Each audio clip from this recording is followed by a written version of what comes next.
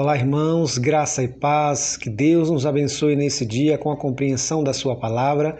Eu me chamo pastor Luciano Novaes Cardoso e quero, em mais uma oportunidade, compartilhar com você de uma porção da palavra de Deus. Abra sua Bíblia no livro de Atos dos Apóstolos, capítulo 16, versículos de 23 a 33. Atos dos Apóstolos, capítulo 16, versículos do 23 ao 33. O tema da nossa mensagem neste dia é levando salvação à nossa família. Levando salvação à nossa família. Diz assim a palavra de Deus. E depois de lhe darem muitos açoites, o lançaram no cárcere, ordenando ao carcereiro que o guardasse com toda a segurança. Esse, recebendo tal ordem, levou-os para o cárcere interior e lhe prendeu os pés no tronco. Por volta da meia-noite, Paulo e Silas oravam e cantavam louvores a Deus, e os demais companheiros de prisão escutavam. De repente sobreveio tamanho terremoto que sacudiu os alicerces da prisão, abriram-se todas as portas, soltaram-se as cadeias de todos. O carcereiro despertou do sono e, vendo abertas as portas do cárcere, puxando da espada, ia suicidar-se, supondo que os presos tivessem fugido. Mas Paulo bradou em alta voz: não te faças nenhum mal, que todos aqui estamos. Então o carcereiro, tendo pedido uma luz, entrou precipitadamente e trêmulo, prostou-se diante de Paulo e Silas. Depois, trazendo-o para fora, disse: Senhores, que devo fazer para que seja salvo? Respondeu-lhe: crê no Senhor Jesus e serás salvo tu e tua casa. E lhes pregaram a palavra de Deus e a todos os de sua casa. Naquela mesma hora da noite, cuidando deles, lavou-lhes os vergões dos açoites.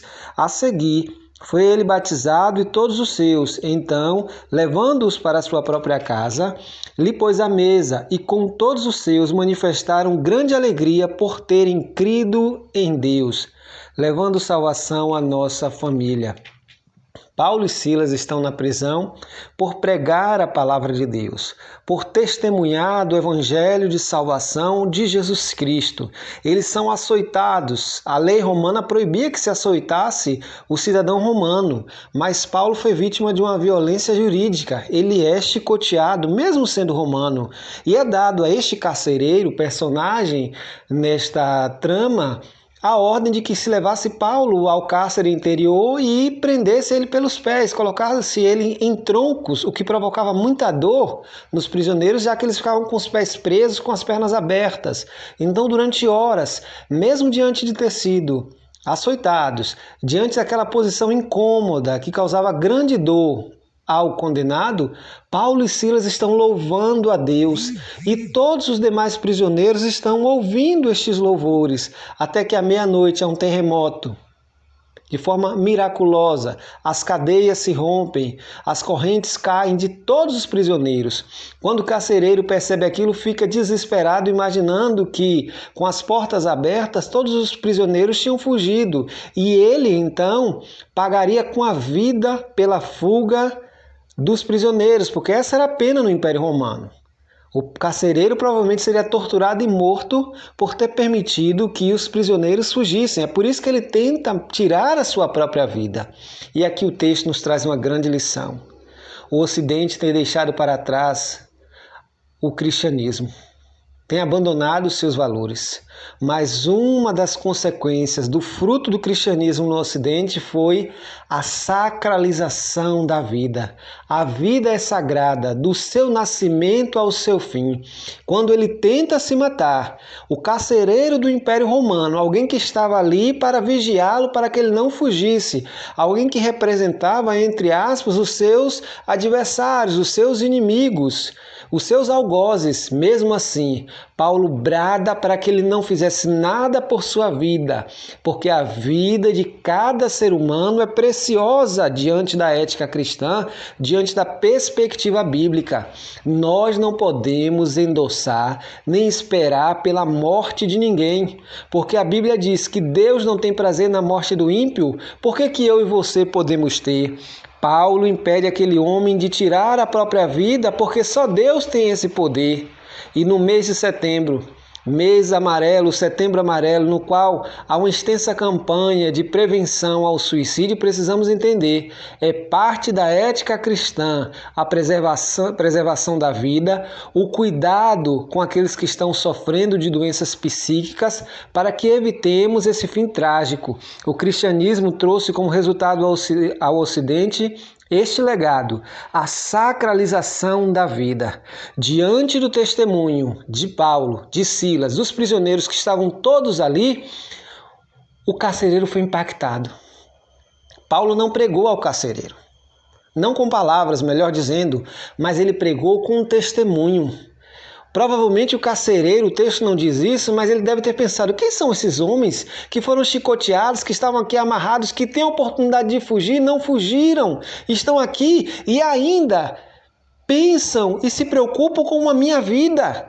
A religião, a fé desses indivíduos deve ser genuinamente verdadeira. Eles devem realmente crer no Deus verdadeiro, porque é somente isso para dar a certeza de que a vida deles está nas mãos do seu Deus, de que essa religião realmente é genuína, porque é algo que extrapola a racionalidade. E Paulo e Silas, pelo testemunho, impactaram a vida daquele carcereiro de tal forma que ele disse: que devo eu fazer para ser salvo? Nem sempre ganharemos as pessoas com palavras. Agostinho costumava dizer: pregue o evangelho em todo lugar e, quando for necessário, use as palavras, porque pregamos primeiramente com testemunho. E se queremos levar salvação aos nossos familiares, precisamos entender isso. Há muitas pessoas que falham em ganhar seus familiares para Cristo porque falam demais e vivem de menos. Querem pregar demais e testemunhar de menos. Nossas vidas devem falar mais do que nossas palavras. A nossa vida deve abrir a porta para a pregação do Evangelho, principalmente na esfera do lar, na esfera da família, onde nós somos mais desafiados e é onde nós mais precisamos testemunhar da graça de Cristo, da graça de Deus.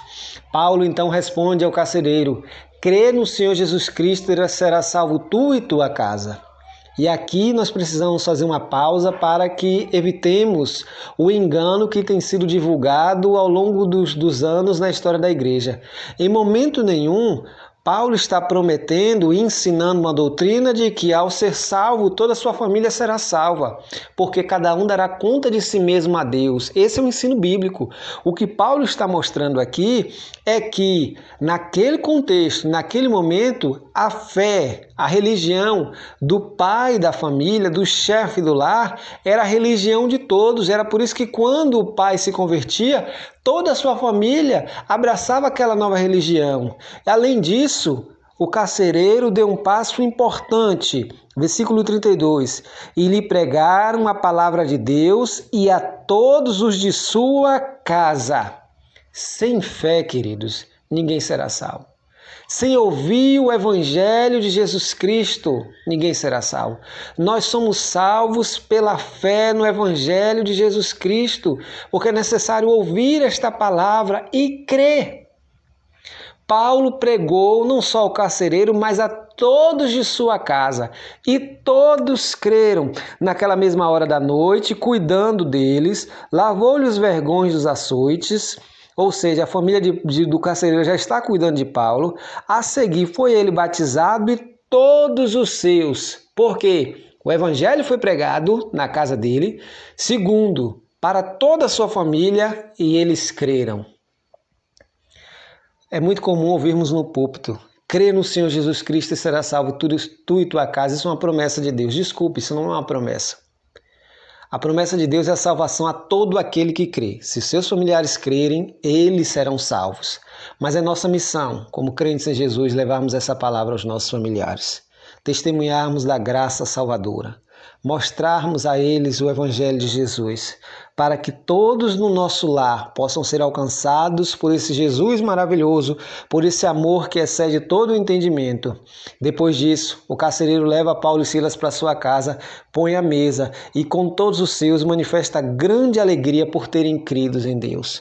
Se você ainda não alcançou sua família, tenha esta expectativa de celebrar, de sonhar com o dia em que você se reunirá com os seus para celebrar a graça de ter crido em Jesus Cristo. Que Deus nos abençoe em nome de Jesus.